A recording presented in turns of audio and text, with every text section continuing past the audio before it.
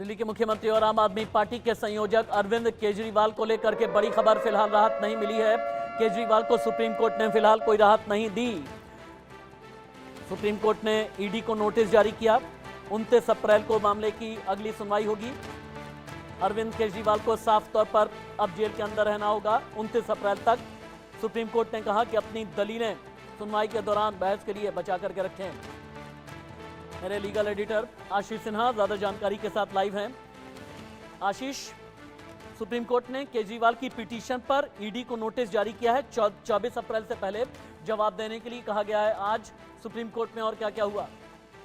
देखिए रशीद जी, इसमें सबसे अहम बात यह है कि आने वाले 14 दिनों तक अरविंद केजरीवाल को अब कहीं से भी राहत मिलती नहीं दिख रही है, क्योंकि सुप्रीम कोर्ट ने केजरीवाल की याचिका पर 29 अप्रैल से शुरू होने वाले हफ्ते में सुनवाई सूचीबद्ध की है।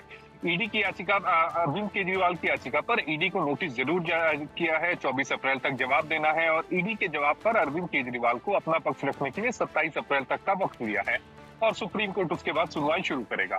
सबसे अहम बात यह रही कि आज मामले की सुनवाई के दौरान अभिषेक मनु सिंघवी ने ये कहा कि पहले चरण के जो चुनाव है वो 19 अप्रैल से शुरू होने जा रहे हैं। ऐसे में कैंपेनिंग करने के लिए अरविंद केजरीवाल को राहत दी जाए, क्योंकि अरविंद केजरीवाल पार्टी के मुखिया है, जिसका ईडी ने विरोध किया। कहा कि इसकी इजाजत नहीं दे सकते।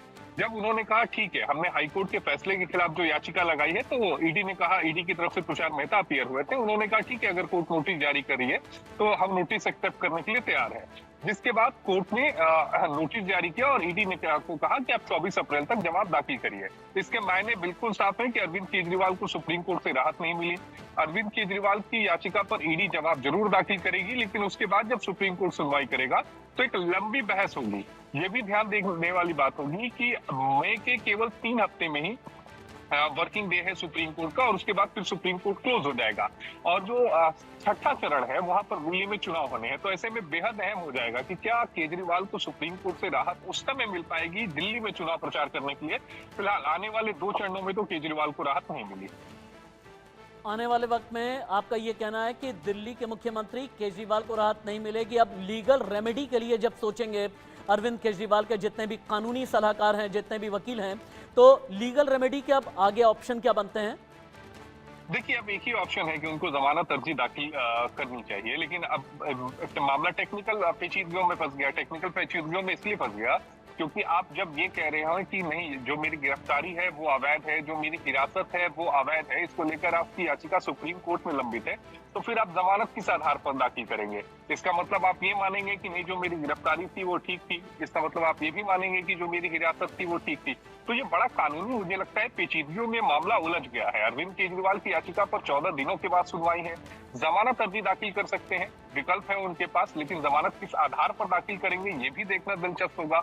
क्या पोल को लेकर वो अलग से एक एप्लीकेशन हाउस रेवेन्यू कोर्ट में फाइल करेंगे कि उन्हें कैंपेनिंग करने की इजाजत दी जाए, क्योंकि वो आम आदमी पार्टी के संयोजक हैं। जमानत भी दाखिल कर सकते हैं, पोल कैंपेनिंग को लेकर भी अदालत का दरवाजा खटखटा सकते हैं। लेकिन अब राहत मिलेगी कि नहीं, ये अदालत तय करेगा, क्योंकि जो मामला है वो प्रीमेच्योर स्टेज का है। और सूत्र ये भी बता रहे हैं कि आने वाले समय में सीबीआई का जो शिकंजा है वो अरविंद केजरीवाल पर कर सकता है, ठीक उसी तरह जैसे हमने के कविता के मामले में देखा था। तो अब ये भी देखना होगा कि क्या आने वाले समय में अरविंद केजरीवाल की जो मुश्किलें बढ़ी हुई हैं, क्या वो और बढ़ेंगी? जी आशीष, अभी के लिए बहुत बहुत धन्यवाद आपका। आगे मैं आपसे और भी अपडेट्स लेता रहूंगा। आगे